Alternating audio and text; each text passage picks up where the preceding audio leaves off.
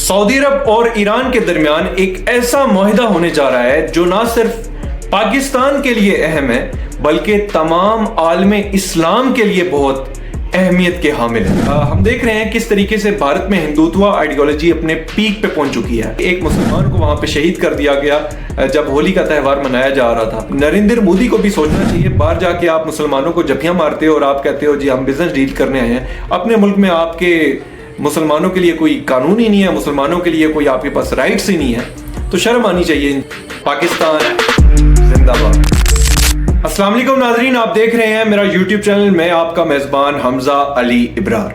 अगर आपने अभी तक मेरे चैनल को सब्सक्राइब नहीं किया तो बेल आइकन के बटन को दबा दीजिए और वीडियो को आखिर तक देखिएगा, क्योंकि ऐसा तहलका खेज इंकशाफ मैं करने जा रहा हूं जो आपके होश उड़ा के रख देंगे। सबसे पहले हम बात करते हैं सऊदी अरब और ईरान के दरमियान जो नॉन एग्रेशन पैक्ट होने जा रहा है, यानी कि एक ऐसा मुआहिदा जिसमें ना सऊदीया ईरान के ऊपर हमला करेगा और ना ही ईरान सऊदीया के ऊपर हमला करेगा। ईरान और यूएसए के दरमियान जब जंग हो रही थी या इसराइल ईरान के ऊपर जब बमबारी कर रहा था, तो हमने उस वक्त देखा कि ईरान ने भरपूर जवाब दिया। ना सिर्फ भरपूर जवाब इसराइल और अमेरिका को दिया, बल्कि जो खित्ते में दूसरे ममालिक थे जैसे कि यूएई, जो इसराइल के ज्यादा क्लोज समझे जाते हैं, यानी कि अब्राहम एकॉर्ड्स जिन्होंने तस्लीम कर लिया है, उनको भी भरपूर जवाब दिया। इस जंगी सूरत-ए-हाल में हमने इस चीज के ऊपर देखा, हमने गौर किया कि सऊदीया ने अपनी सरजमीन ईरान के खिलाफ इस्तेमाल नहीं की। लेकिन अगर ये मुआहिदा नॉन एग्रेशन पैक्ट सऊदी अरब और ईरान के दरमियान तय हो जाता है तो नाजरीन सिचुएशन मिडिल ईस्ट में बिल्कुल बदल जाएगी।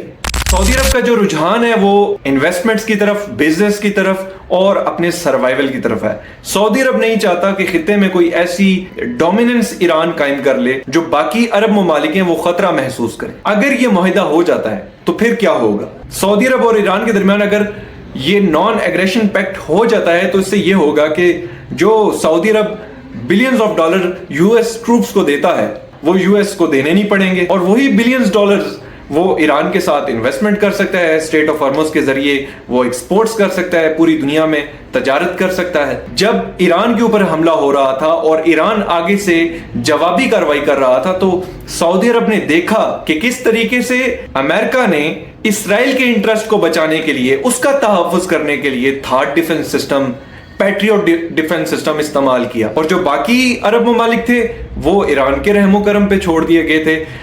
यूएसए का पूरा टारगेट, जो उसका पूरा रुझान था, उसका जो पूरा फोकस था वो इसराइल को प्रोटेक्ट करने में था कि कहीं ईरान का मिसाइल, कोई ईरान का कोई रॉकेट वो इसराइल के ऊपर जाके ना लग जाए। तो इस चीज को काफी अच्छे तरीके से अरब ममालिक ने देखा है और समझा है, और अगर ये मुआहिदा हो जाता है तो इसका फायदा सऊदी अरब को भी होगा और ईरान को भी होगा, क्योंकि दोनों ममालिक जो इस्लामी ममालिक हैं इनके क्लोज होने से जो सेक्टेरियन वायलेंस होता है खित्ते में वो भी कम हो जाएगा। साथ ही साथ हम बात करते हैं कि किस तरीके से नरेंद्र मोदी जफियां मार रहे हैं यूएई के साथ, और यूएई में मुबैना तौर पर, पहले तो ये कहा जा रहा था मुबैना तौर पर वहां पर नेतन्याहू ने विजिट किया है। फिर reports I, times of Israel की रिपोर्ट्स आई कि वहां पर ना सिर्फ नेतन्याहू ने विजिट किया, मुत्तहिदा अरब अमारात में इसराइल की आईडीएफ फोर्सेस का जो चीफ हैं, यानी कि उनके जो चीफ ऑफ आर्मी स्टाफ हैं, उन्होंने भी विजिट किया। तो एक तरफ इसराइल अपने अलायंसेस लेकर चल रहा है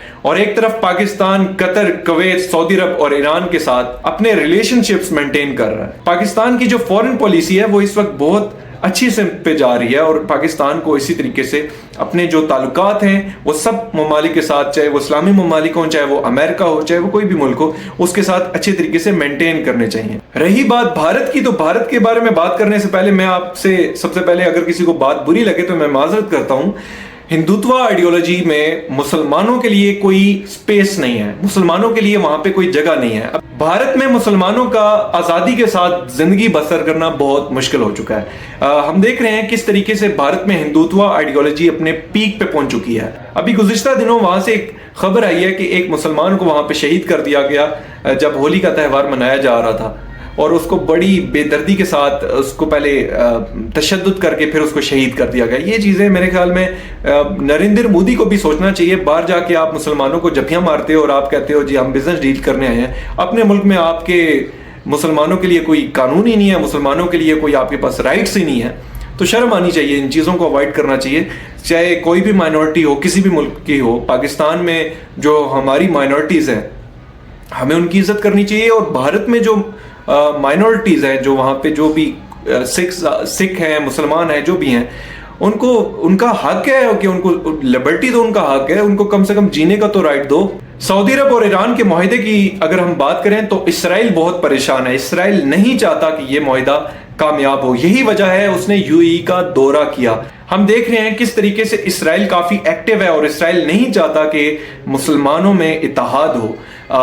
یو ای اس وقت ہم دیکھ رہے ہیں کس طریقے سے اسرائیل کا ساتھ دے رہا ہے. اور اگر ہم سعودیہ اور ایران کی بات کر لیں, اگر ان دونوں کے درمیان میوچل بینیفٹس کی بنیاد کے اوپر اگر کوئی معاہدہ طے پا جاتا ہے تو اس کا فائدہ مسلمانوں کو ہوگا. نہ صرف عالم اسلام کا اس میں فائدہ ہے بلکہ پاکستان کا بھی اس میں مفاد ہے.